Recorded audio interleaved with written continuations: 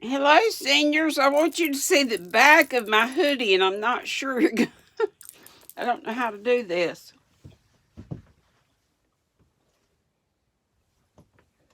Hope you can see it.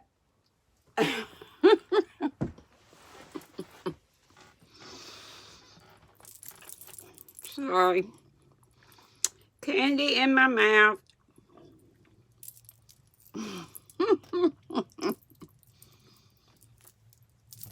That's probably one of the dumbest things I've ever done. Though I've done lots. Oh, mercy. I am so sorry, folks, that I'm talking with a candy in my mouth. I'm also want to apologize for me thinking that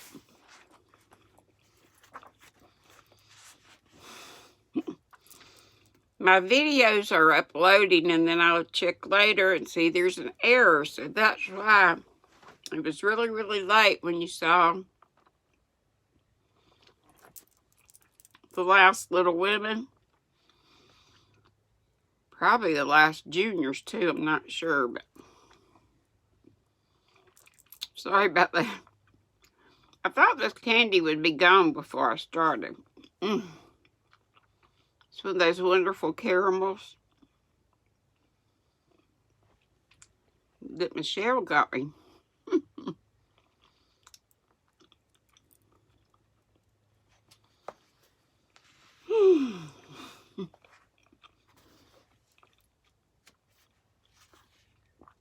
Now, chapter 32 is called Tender Troubles. Tender Troubles. And we'll just see how much we have left. I forgot I was supposed to go to the library and renew this. And I've got my live at 3, so I'm going to call them. I should be able to renew over the phone.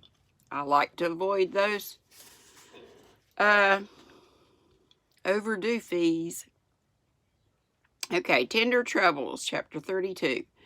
Joe, I'm anxious about Beth. Why, Mother?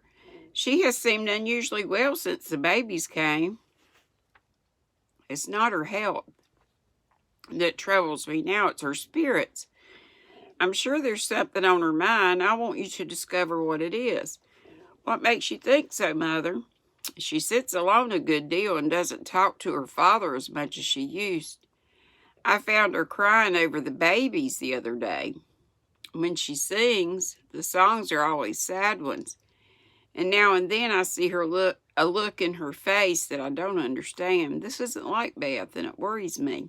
And I guess they're talking about Meg's babies.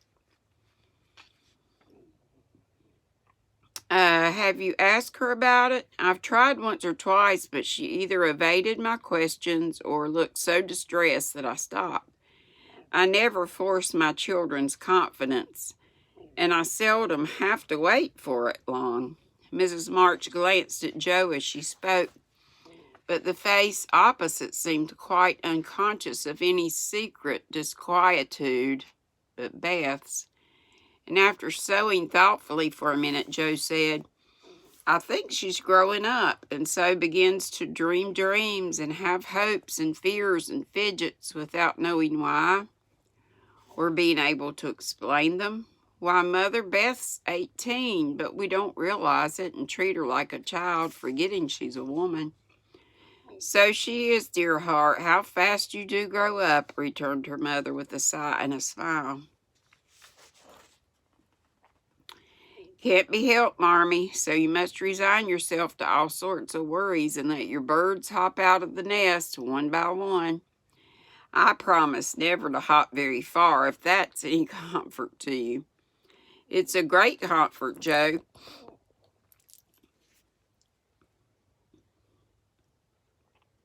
A great comfort. I always feel strong when you're at home. Now Meg is gone. Beth is too feeble and Amy too young to depend upon. But when the tug comes, you're always ready. Why, you know I don't mind hard jobs much, and there must always be one scrub in a family. Amy is splendid in fine works, and I'm not. But I feel in my element when all the carpets are to be taken up or half the family falls sick at once.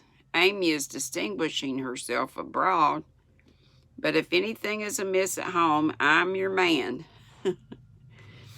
I'll leave Beth to your hands then, for she will open up her tender little heart to her Joe sooner than to anyone else.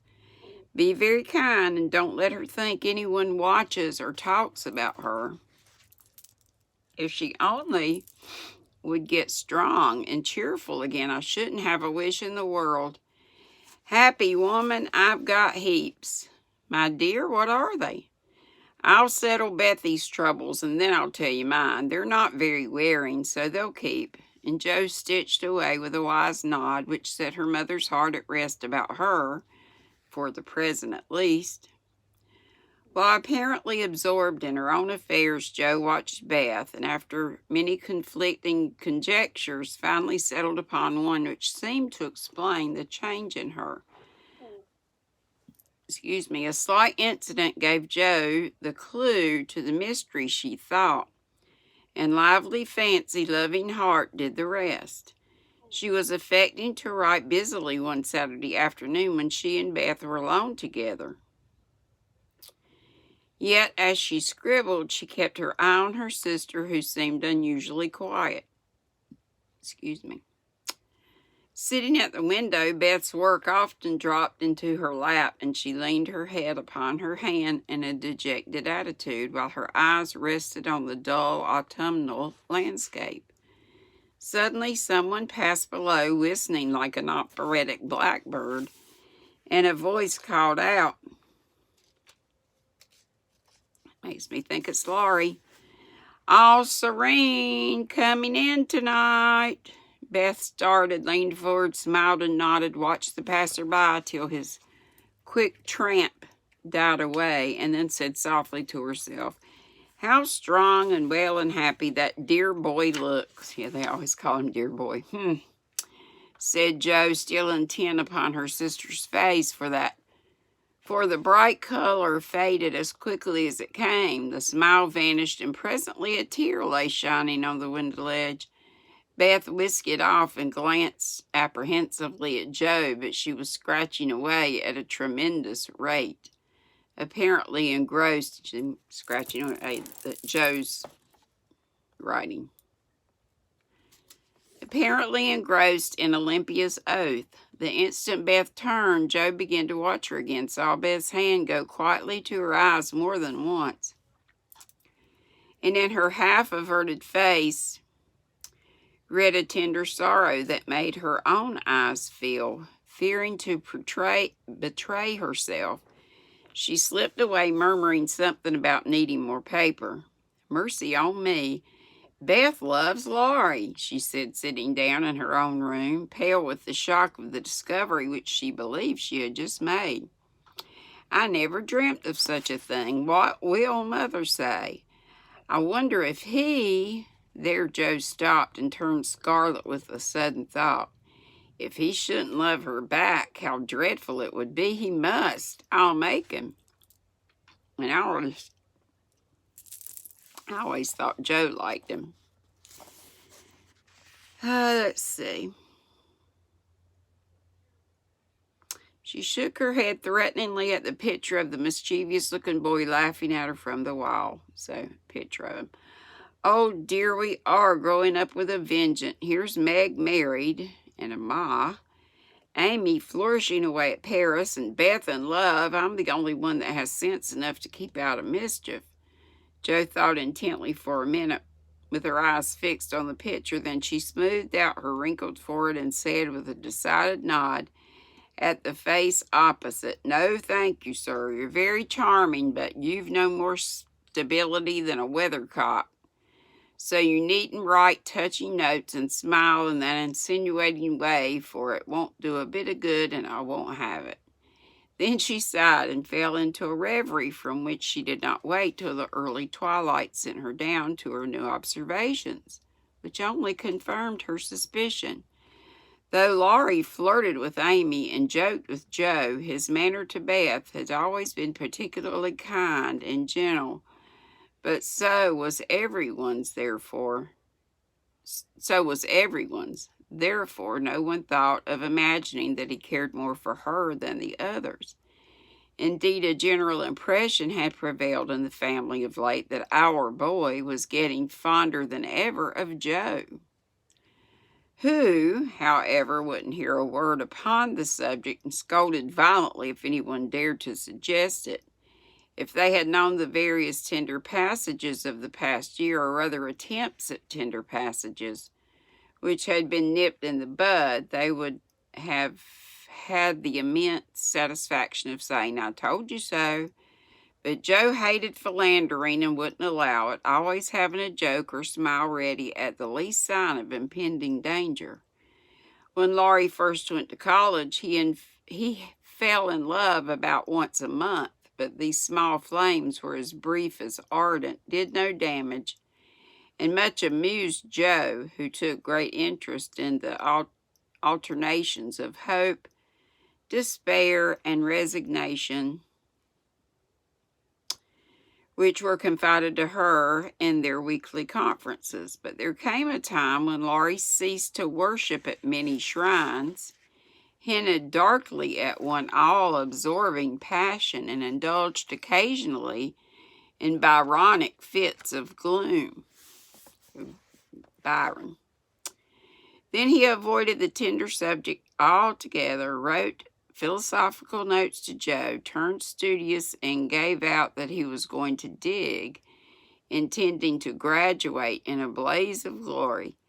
This suited the young lady better than twilight confidences, tender pressures of the hand, and eloquent glances of the eye, for which Joe brain developed earlier than heart, and she preferred imaginary heroes to real ones, because when tired of them, the former could be shut up in the tin kitchen till called for, and the latter were less manageable.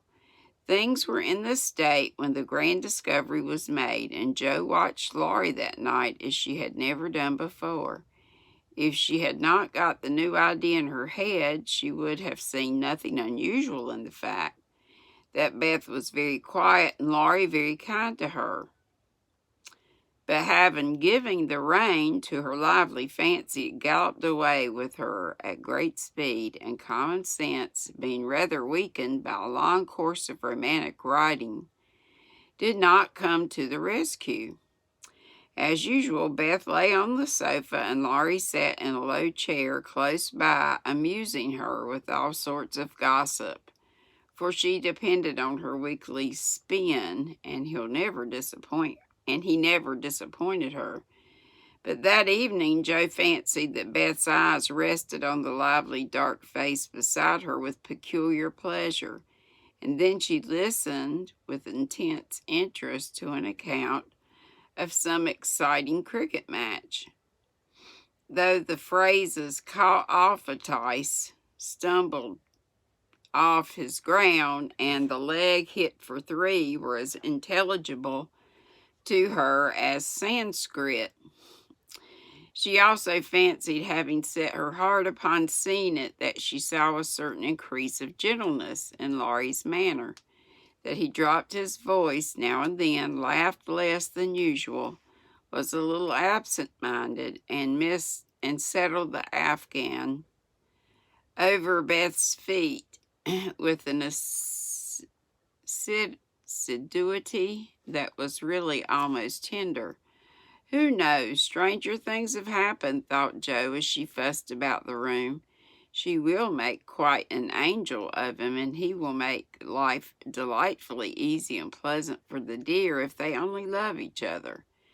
I don't see how he can help it, and I do believe he would if the rest of us were out of the way. As everyone was out of the way but herself, Joe began to feel that she ought to dispose of herself with all speed. But where should she go? And Burning to lay herself upon the shrine of sisterly devotion, she sat down to settle that point. Now, the old sofa was a regular patriarch of a sofa, long, broad, well cushioned, and low, a trifle shabby, as well it might be, for the girls had slept and sprawled on it as babies, fished over the back, rode on the arms, and had menageries under it as children, and rested tired heads, dreamed dreams, and listened to rendered talk on it as young women. They all loved it, for it was a family refuge, and one corner had always been Joe's favorite lounging place. Sounds like my den in there with all my many projects around. It's a mess, but it's my little heaven. Among the many pillows that adorned the venerable couch was one hard round covered with prickly horsehair and furnished with a knobby button at each end.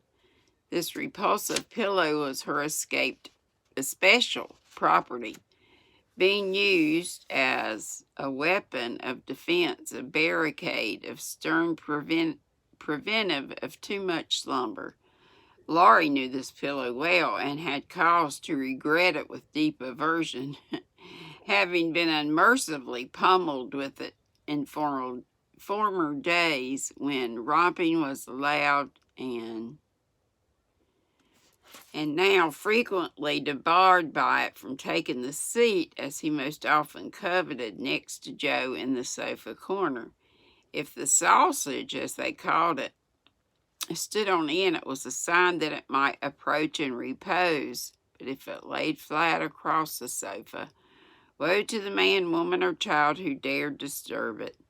That evening, Joe forgot to barricade her corner and had not been in her seat 5 minutes before a massive form appeared beside her, and with both arms spread over the sofa back, both long arms stretched out before him, Laurie exclaimed with a sigh's satisfaction, "Now this is filling at the price."